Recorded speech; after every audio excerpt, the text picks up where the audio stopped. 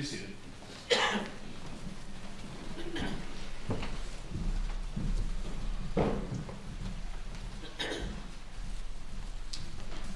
Scripture reading this morning is Romans 8, 19 through 22. Romans 8, 19 through 22. For the anxious longing of the creation waits eagerly for the revealing of the sons of God. For the creation was subjected to fertility, not willingly, but because of him who subjected it, in hope that the creation itself also will be set free from its slavery to corruption into the freedom of the glory of the children of God. For we know that the whole creation groans and suffers the pains of childbirth together until now.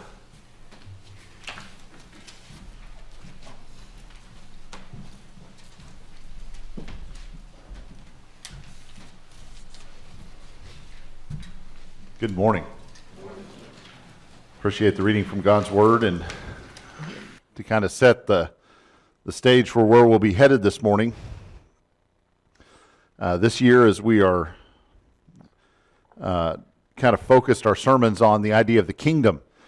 So each week we take a specific look at some aspect of the kingdom, and the third Sunday of every month we're working our way through a book entitled What Comes Next. And it gives us the opportunity to think about what this life in the kingdom now, kingdom upon this earth, is preparing us for in the next. So what is the afterlife going to be like? What is the next manifestation of God's kingdom going to be? Because we've talked about, it's not that we will get to the end of this life, whether it's because of our death or because of the Lord's return, we get to the end of this life and this kingdom stops and then a new kingdom starts. That's not the way that the Bible presents it. The Bible presents it as we are part of the kingdom now, and there will be a continuation of that kingdom into the next manifestation of our existence after the Lord returns. And so, what is it about this kingdom that relates to the next kingdom, to the next manifestation of the kingdom, so that we can be ready for it, so that we can be prepared to enter into God's kingdom at the end of this life? And so, as we work our way through this book on the third Sunday of each month, I think last I looked, there were still a couple of copies back on the back table. If we need to order more, we can. Let one of the elders know if there's none back there. But if you'd like to get through that. So this week, this is the second month of the year. So we're in the second chapter of the book. And in a book about the afterlife, the second chapter of that book, after an introductory chapter to start us off, the second chapter talks about this world. So it's kind of interesting to think about that we're going to spend a whole lesson here talking about this world, when really what we want to do is talk about the next world, the next life. And so, but he makes a good case for why we need to get that done. And basically it boils down to this: a proper understanding of this life will inform our understanding of the next life. If we don't understand this life, if we don't understand why God put us here, what our purpose in this life is, how can we possibly hope to understand what God has in store for us in the next life? How can we possibly understand how to prepare for that next life if we don't even understand what this life is all about or what it's for? And it's a great point that he makes there in the book. So we'll go with it. So let's talk about this life. Let's talk about this world. And this is an overview. This is a drop in the bucket of all the things that we could say about what this life is all about and what our purpose here in this life is. But he begins the chapter with an interesting question. He says, "Who are you?" And if you were just given that question just in a random way, somebody just walked up and said, "Who are you?" Well, I think most of us probably the first thing we would answer with is our name, in case they're just searching for, are you the person I'm looking for? But if it goes deeper than that, if you had to give a description, if you had to give, an existential answer of who are you? Who are you? What is it? What does it mean to be you? What does it mean to be a person? What does it mean to be a human? What does it mean to be part of this world? That answer has to go a lot deeper than just your name. That answer is, well, it's important because it matters. It's going to say something about why we're here. It's going to have something to do with how we got here and why are we here and where are we going as a part of this life. And so he gives a couple of good thoughts for us to consider as we think about who are you? Who are we? Well, first of all, we are created in God's image. Let's look at Genesis chapter 1, verses 26 and 27. As part of that creation narrative, the story of the creation of the universe, it comes down to the end, and God has created all of the stuff, all of the physical things, and he gets down to the end, and he says, "Then God said, let us make man in our image, according to our likeness, and let them rule over the fish of the sea, over the birds of the sky, over the cattle, and over all the earth, and over every creeping thing that creeps on the earth." And God created man in his own image. In the image of God, he created him, male and female, he created them. So when it comes to that question, who are you? One of the things that you need to know is that you are created in God's image. You are created in a way that sets you apart from all of the other stuff that God created. Because God had an intimate knowledge and an intimate relationship with everything that he created. I mean, nothing was done by chance or by random circumstance or just by happenstance, but God purposefully and on purpose created everything that he created. But when it came to man, he had a special relationship with man. He paused from all of the other creative things that he was doing, and he says, now let's do something different. Let's do this in a way that we haven't done anything else that we've created. Let's be more intentional about this. Let's be purposeful about this part of creation that goes beyond the purpose that we've shown in all other aspects of creation.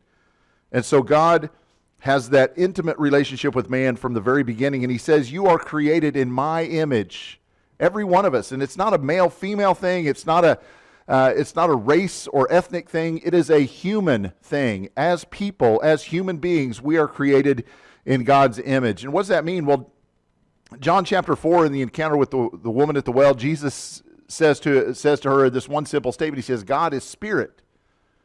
God is spirit. So God is not bound by the physical the way that we are bound by the physical. God is spirit, and for us to be created in God's image means that there's some component of us spiritually that goes beyond the physical that we see, that we feel, that we sense, that we touch. There's something different about us as creation because we are created in God's image, and God is a spirit. Romans chapter 1, verses 18 through 23 kind of reveals something more to us about this relationship that God has with creation. Paul writing there says, "For the wrath of God is revealed from heaven against all ungodliness and unrighteousness of men who suppress the truth in unrighteousness, because that which is known about God is evident within them. For God made it evident to them." Stop right there for just a second before we continue on and think about what Paul is saying.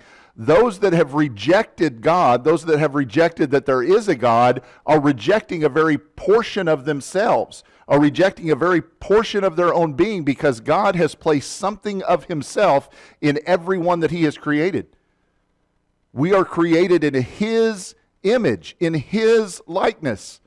And if we reject him, then there's a portion of us that we reject of ourselves. And Paul says that's just foolishness.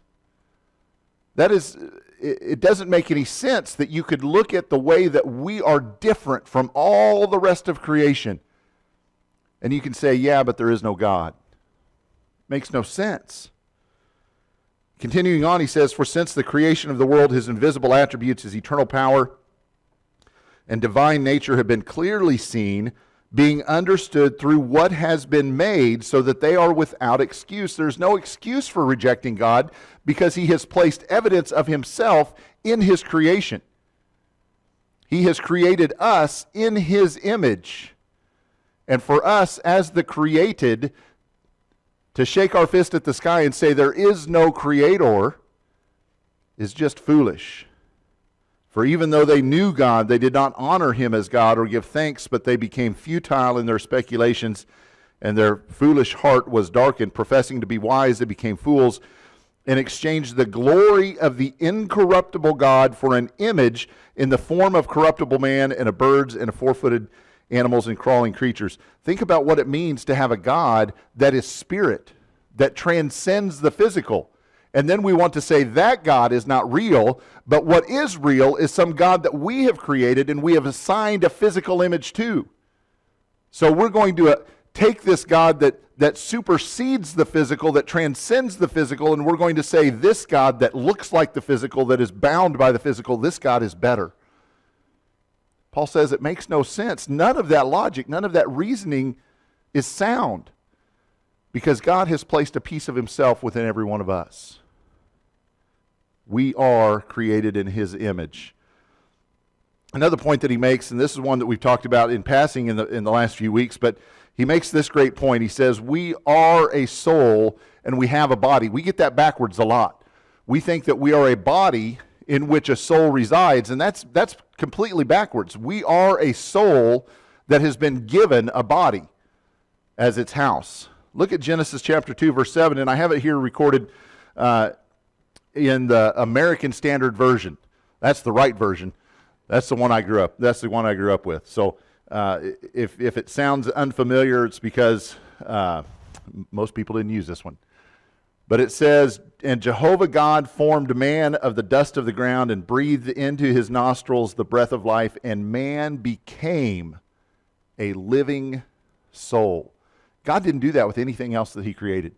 He didn't get down in the dirt and form a lion out of the dirt and then breathe into that lion the breath of life and see that lion become a living soul. He spoke everything else into the existence. That's the way it's recorded. He said, let there be, and then there was. But when he came to creating man, he paused, and God formed a man of the dust of the ground that looked just like a real human being, that looked just like as real as any of the other living things that he had created, but that man was not animated, he was not alive, and God then breathed into him the breath of life, and he became a soul. And that word there literally means he became a living being. He breathed into him a life force, and that life force is separate and distinct from the body. It's different than the body. And so we are a soul that is housed within a physical body. And we get that so backwards in everyday speech, in the way that we think of ourselves and who we are. We speak about our body as though our body is the essence of who we are, when in reality, our body is just a house. It's our soul that is permanent. Our bodies are temporary. When we limit our self-perception to the physical, it causes us to lose sight of the eternal. When we begin clinging to the physical as though it is what matters the most, then we lose sight of how important the eternal is. And we need to reframe our understanding of who we are. Is the body important? Oh, yes. Absolutely, the body is important. But what's most important? The soul.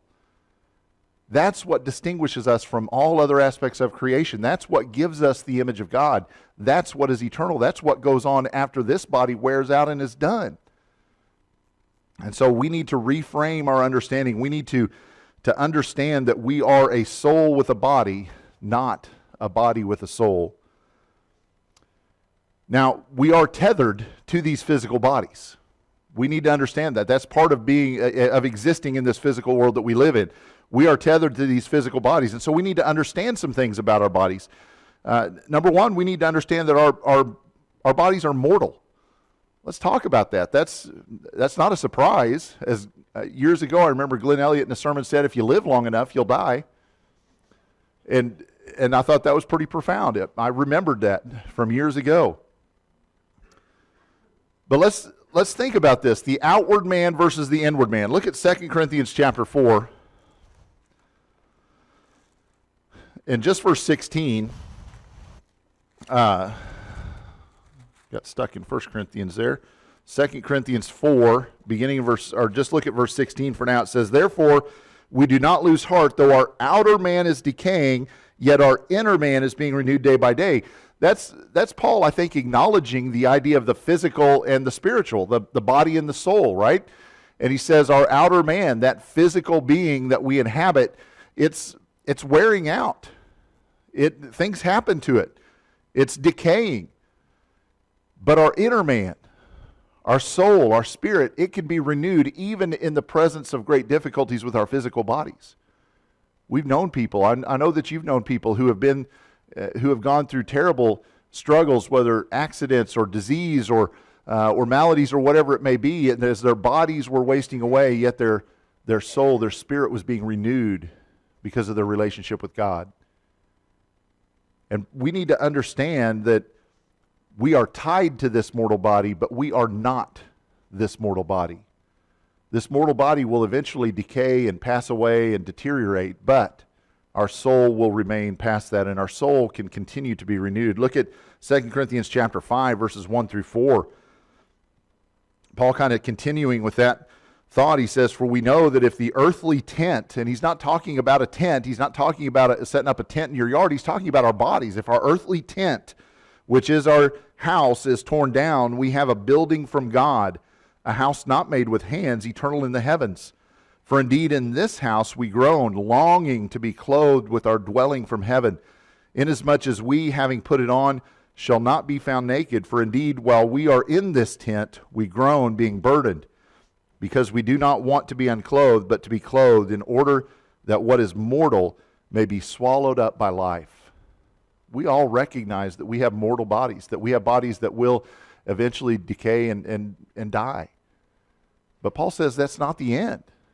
And our soul longs to be reunited with a form that will take us into eternity, with a form that will last forever, with a form that won't decay, with a body that won't be worn down and destroyed. And God can provide that for us. God can give us that body that will take us into eternity. We are, the body is just the lodging place of the soul. And as the body, it ages and it deteriorates. But the soul, we can constantly renew. We can constantly reinvigorate our soul. And we can constantly grow even within the confines of that body that is decaying. And our souls long to be clothed in a permanent house. That's what this life is all about. This life is about preparing us for that which is eternal, that which transcends this life. We're not stuck here forever. We are preparing for what the future holds. Another thing about our mortal bodies that we should understand is this, that our mortal bodies are temptable. And I think he makes that word up because my spell check didn't like it. But what does it mean to be temptable? Well, let's look at Genesis chapter 3, verses 1 through 6. One of the things that I have always longed to know about this story of the fall and the first sin is, how long was it? How long were Adam and Eve there in the garden before Satan showed up in the form of a serpent and tempted and they fell? Was it a day? Was it a week? Was it a month? Was it years? I don't know. And I've always wondered, how long did it take? But Genesis 3, beginning of verse 1, "Now the serpent was more crafty than any beast of the field which the Lord God had made. And he said to the woman, Indeed, has God said, you shall not eat from any tree of the garden. The woman said to the serpent, From the fruit of the trees of the garden we may eat. But from the fruit of the tree which is in the middle of the garden, God has said, You shall not eat from it or touch it, lest you die. And the serpent said to the woman, You surely shall not die. For God knows that in the day you eat from it, your eyes will be opened. You will be like God, knowing good and evil. When the woman saw that the tree was good for food, and that it was a delight to the eyes, and that the tree was desirable to make one wise, she took from its fruit and ate, and she gave also to her husband with her, and he ate. Aside from mortality, the fact that our bodies will eventually decay and die, we need to understand that our bodies have the additional weakness of being temptable. You know, when you look at what Satan tempted Eve with, he attacked her in the physical sense. I mean, he attacked her physical attributes. He attacked the fact that she had eyes that could look upon that, and in a physical sense, she could see the fruit, that it was desirable, that it looked good. He appealed to her hunger, the hunger of her physical body, that it was good for food, that it would taste good, that it would be nourishing, that it would replenish her. And he appealed to that vanity part of her physical nature that said she wasn't all that she could be, that God created her with some kind of flaw, with some kind of defect, that if she would just simply partake of this fruit, that she could be elevated to a godlike status. And so our physical bodies, the houses for our souls, the tents in which we live. It's our physical bodies that are, by and large, the source of all temptation that we deal with. Temptation is almost inherently tied to the flesh.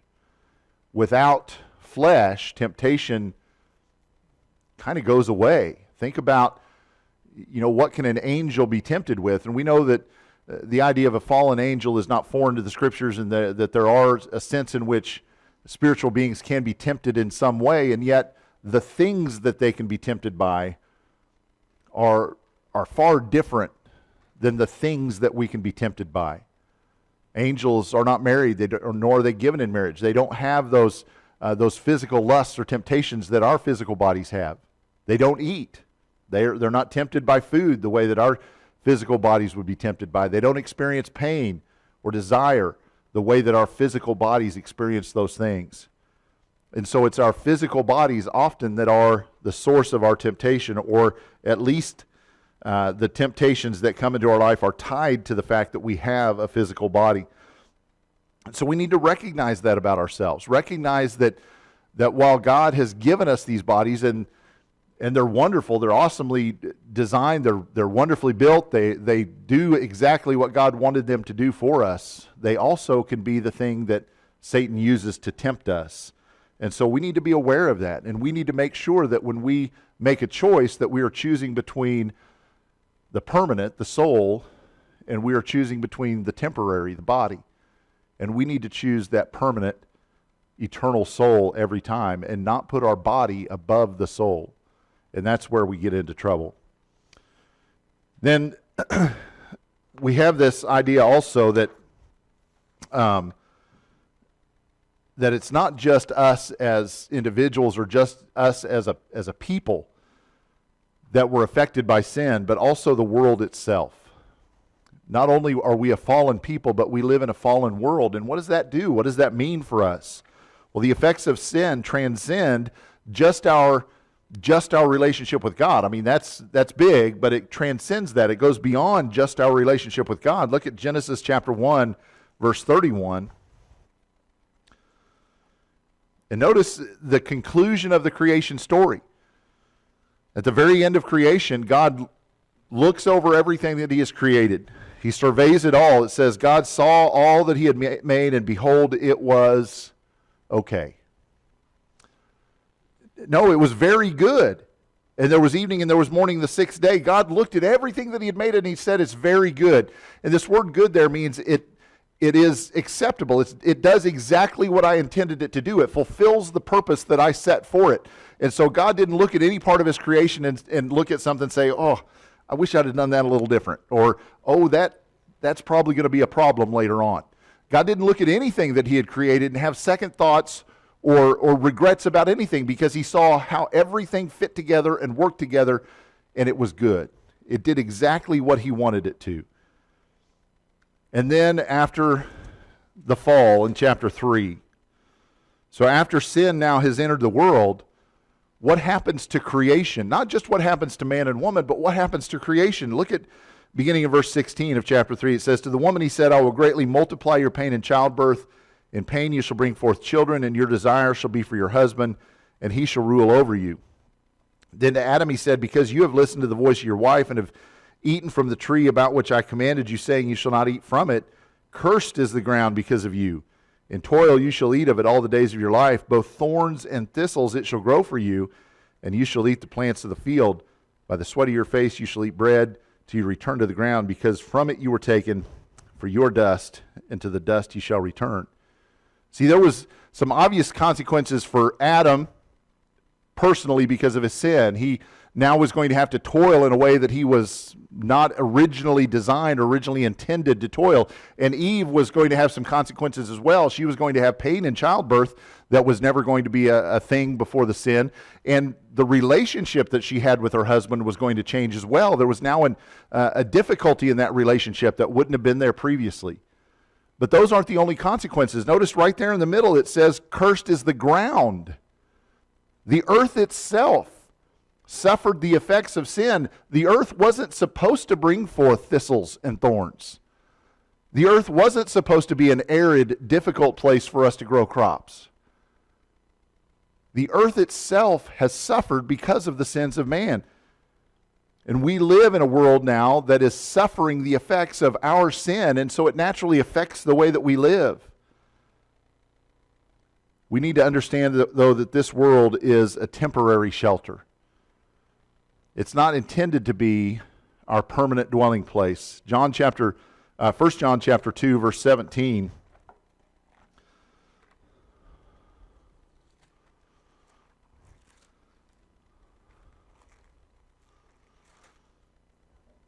John writing there says, "The world is passing away and also its lusts, but the one who does the will of God abides forever." This world, well, it's physical, and it's going the way of our bodies. It's decaying. It is winding down.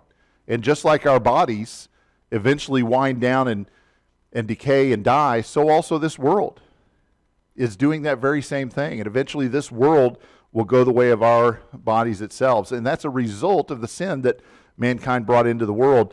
Look also at Matthew chapter 6.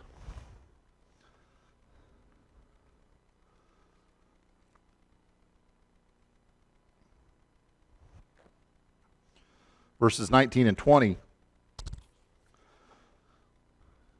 Jesus says, "Do not lay up for yourselves treasures upon earth where moth and rust destroy and where thieves break in and steal, but lay up for yourselves treasures in heaven where neither moth nor rust destroys and where thieves do not break in or steal." What is it about this world? It breaks down. It rusts. Things decay. And if we are putting our faith in this world, if we are laying up our hope in this world, then we're going to be disappointed because this world is doomed. This world is headed for destruction. Just like if we put our hope and our faith in our physical bodies, eventually we will be disappointed because eventually these physical bodies will give way.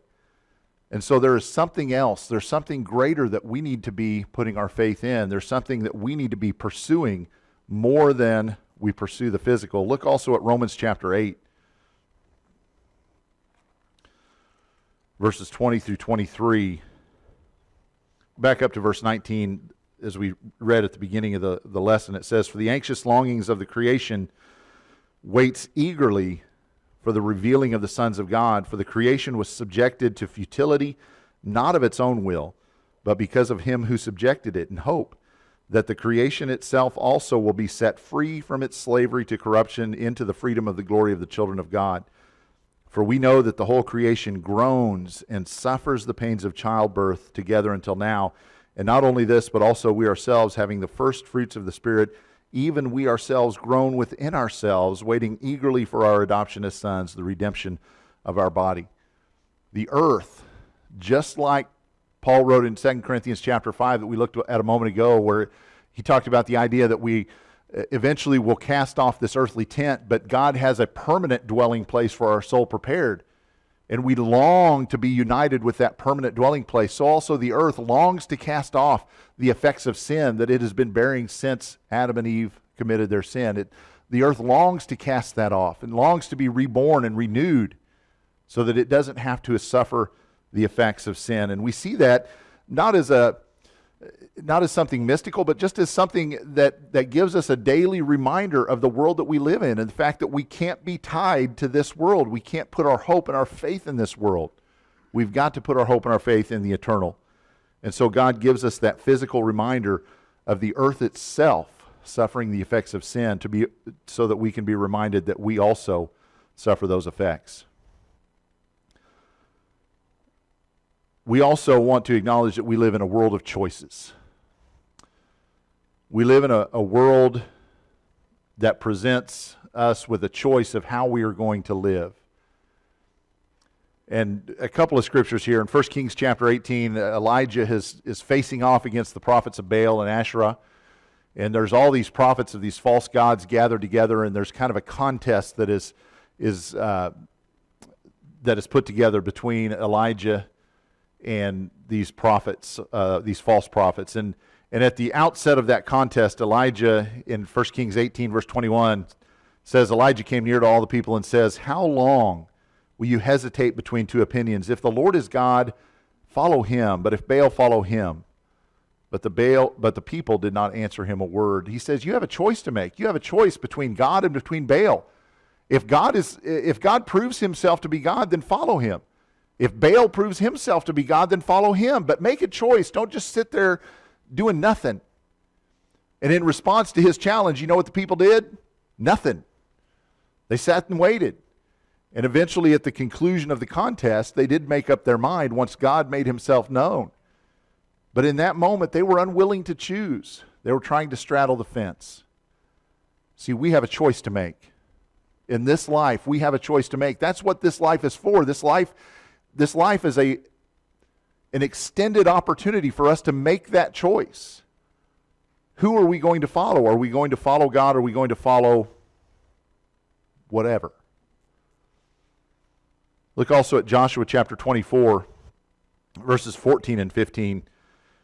At the conclusion of Joshua's time as leader of the people during the time of the conquest of the promised land, he comes to them and he says, now therefore fear the Lord and serve him in sincerity and truth, and put away the gods which your fathers served beyond the river and in Egypt, and serve the Lord.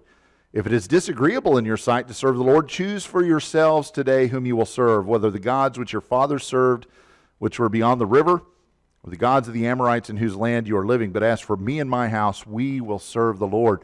Joshua made his choice, and he encouraged the rest of the congregation, the rest of the assembly of the nation of Israel, to make their choice as well. And he says, you have a choice to make. You're either going to serve the gods from Egypt that you transported up here with you, or you're going to serve the gods of the Amorites in the nation that we are overtaking, or you're going to serve the God that brought you here. As for me and my house, we choose to serve the Lord. We all have that choice to make.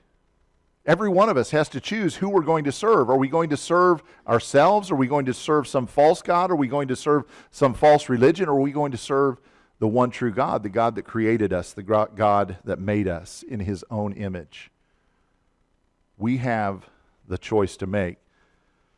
The important thing for us to understand is this, that we can choose grace. Grace is a choice. We can choose God's grace or we can reject it. I think in our earlier lesson we had kind of a visual of some of the things that we'd be looking at in this book, and one of those visuals represented this world. I think next, maybe there we go.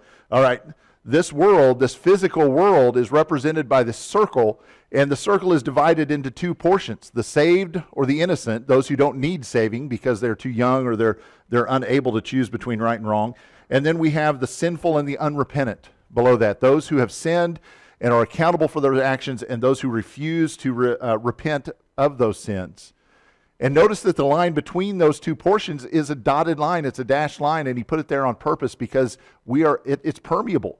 We're able to go from one side of that sphere to the other, from one side of that existence to the other. If we are lost, we have the ability to choose not to be lost. And if we are saved, we have the ability to choose to reject that salvation and to step back into the world of the lost. And so we can choose grace. Look at Galatians chapter 5, verses 1 through 4.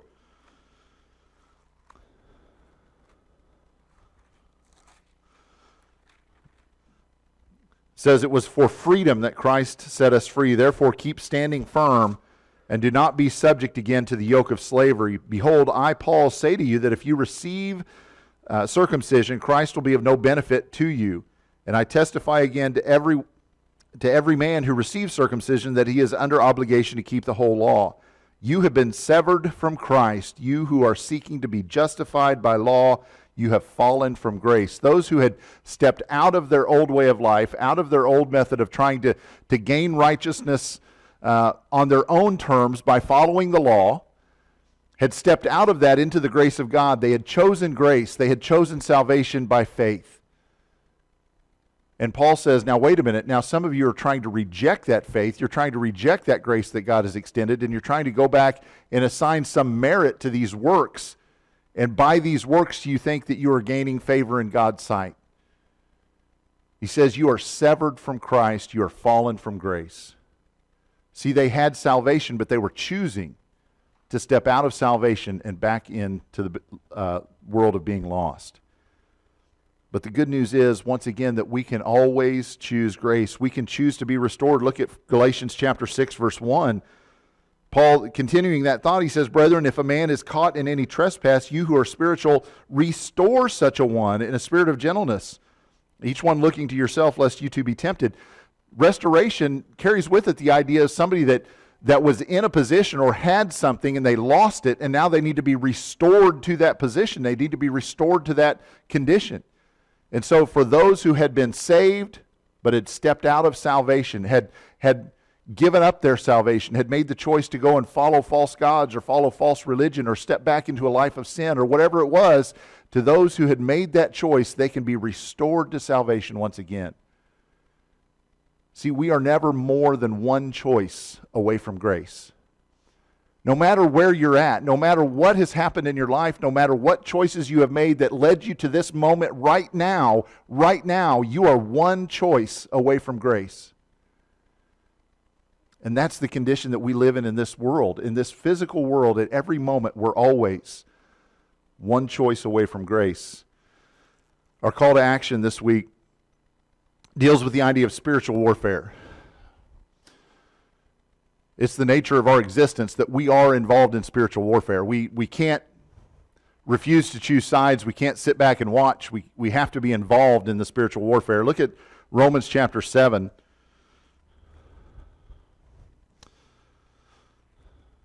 We're starting a study of Romans on Wednesday nights this week.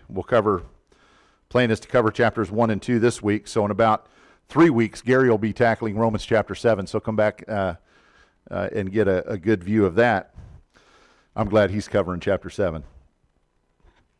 But verses 22 and 23 say, For I joyfully concur with the law of God in the inner man, but I see a different law in the members of my body, waging war against the law of my mind, and making me a prisoner of the law of sin which is in my members. Wretched man that I am, who will set me free from the body of this death? Paul has been talking about the idea that I know what the right thing to do is. Why do I find myself not doing it? I know what the right thing to do is. How come I do the opposite?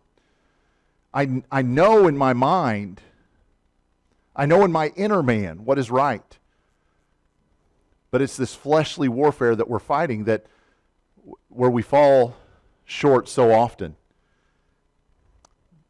This is the human condition. This is what it means to be us. Who are we? Who are you? You're a sinner. So am I. We all are. And we fight that battle all the time. We fight it daily. We fight it every minute.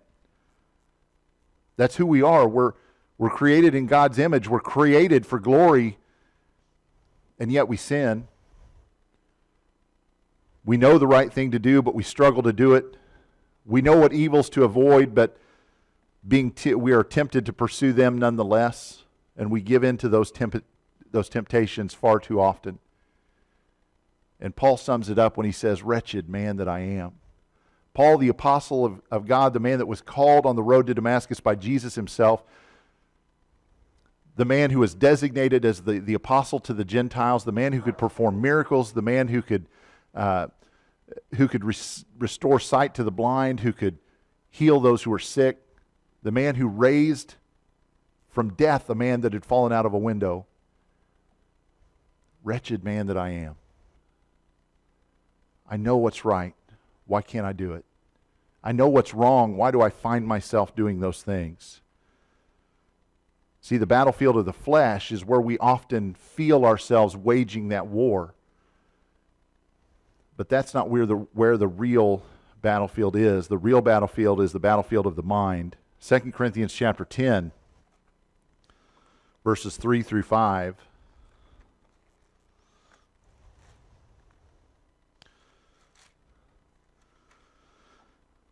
For though we walk in the flesh, we do not war according to the flesh. For the weapons of our warfare are not of the flesh, but divinely powerful for the destruction of fortresses. We are destroying speculations and every lofty thing raised up against the knowledge of God, and we are taking every thought captive to the obedience of Christ. See, the war against the flesh is not won in a physical battle. How awesome would it be, and think this through with me, how awesome would it be if we could walk out the doors of this building and we could find that physical thing that was causing us to sin and we could kill it? I'm not to be rude or gruesome or provocative or anything, but we could find some physical thing out there and we could destroy it. We could burn it, we could tear it down, we could kill it.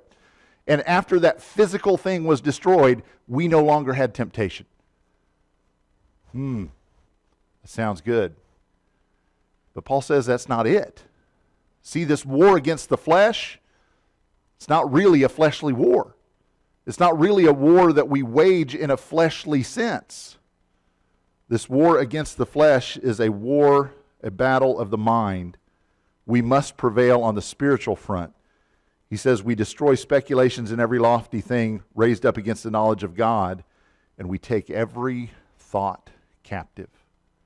That's where we win the war against the flesh. We win it in the inner man, in the soul, in the mind, in that part of us that distinguishes us from all other parts of creation, in that part of us that is made in the image of God. That's where we win the battle. And guys, the battle that you're waging right now, I don't know what your battle is, and you don't know what my battles are, but those battles are all the same. They're the same battle. We're waging the same war. The details of your battle, the details of your war might look different than mine or your neighbor's, but it's the same war. The tactics are the same, and the stakes are the same. If we win the war, then we have prepared for us a new home for our souls to reside in the presence of God. And if we lose that war, then the consequences will be unbearable. So that's this world. Who are you? You are made in the image of God. You're a soul housed in a physical body that is waging a spiritual battle. And if you're struggling in that battle, then we want to help you. If you're being successful in that battle, we want to rejoice with you. But whatever your needs, we hope that you'll come while we stand and sing.